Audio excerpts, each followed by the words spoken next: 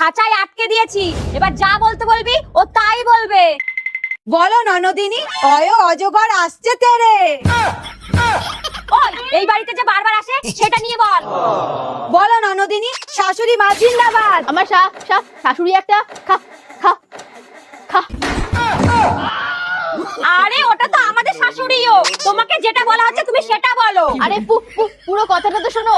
আমার শাশুড়ি একটা খারাপ মানুষ, আমি জিন্দাবাদ বলতে পারবো না। ঠিক আছে, পরেরটা বল। এই আগে আমি একটু জল খাবো। এখন ঘরে যাস না, শাশুড়ি বুঝে ফেলবে। কিন্তু জল না খেলে আমি তো বলতেই পারবো না। এই ননদিনী ব্যাগ থেকে জল নে। না বৌদি না, জল নেই বৌদি। हम लोगों ने गरीबी देखी। এই তুই জল ছাড়াই বল।